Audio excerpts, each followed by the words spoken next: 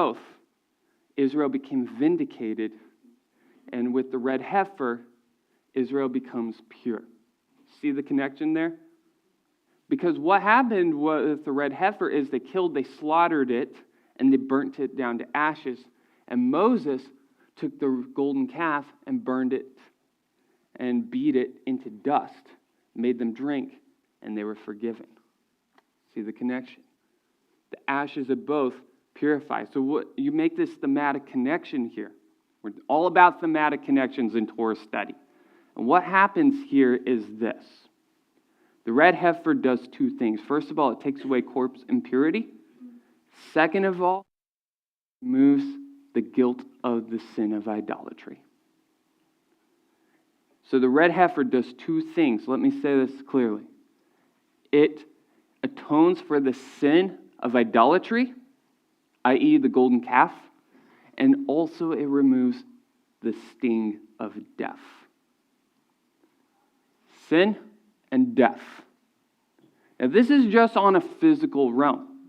What about on the spiritual realm? This is where you have to go to the book of Hebrews for.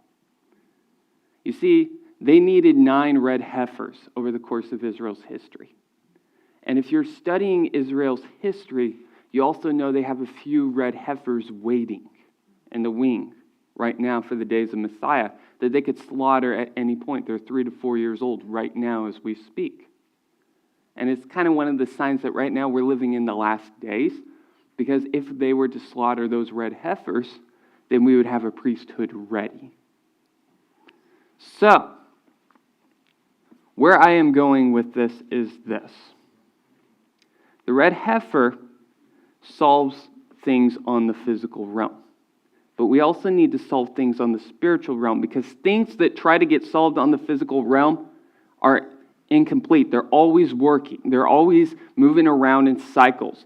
I am never really finished because I will always become unclean again. I will always need the red heifer again because someone in my family is going to die, and the problem of death hasn't been solved, and the problem of sin hasn't been solved. Yes, I'm forgiven, but one day I'm going to sin again. One day I'm going to meet someone who dies again, and the sin and death go together like a vicious curse. You need something on the spiritual side, the spiritual mirror of the physical realm, to do something more complete.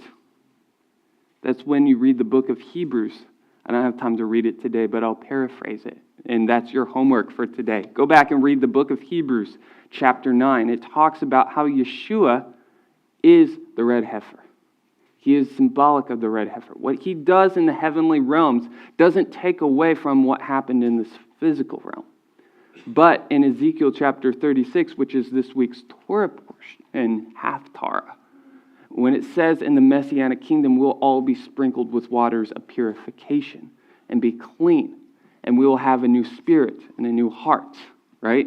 And God's commandments will be written in it, and I don't have to wrestle with the dark side of me anymore, because now I naturally want to serve God, right?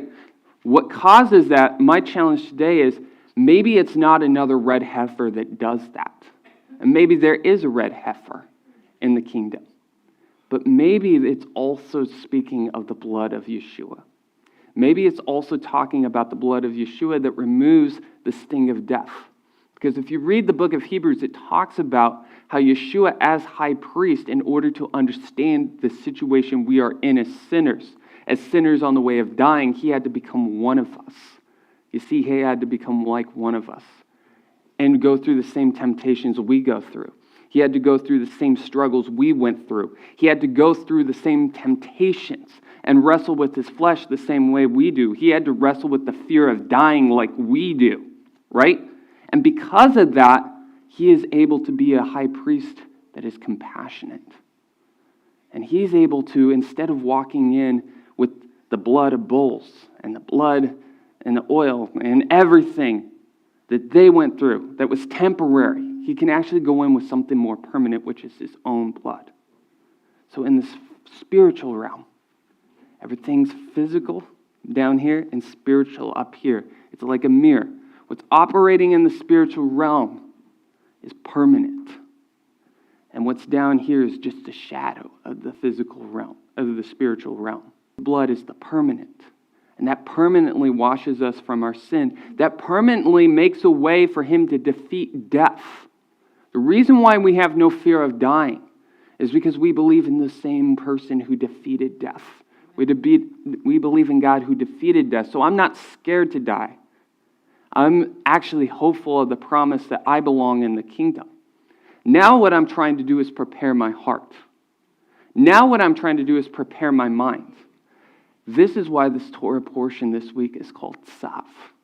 Tzav et Aharon. Command Aaron, your son, your brother, and his son, saying, you are to keep the fire burning.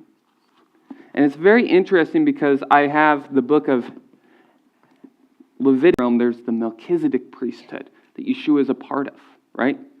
He could not be a Levitical priest because he's not from the tribe.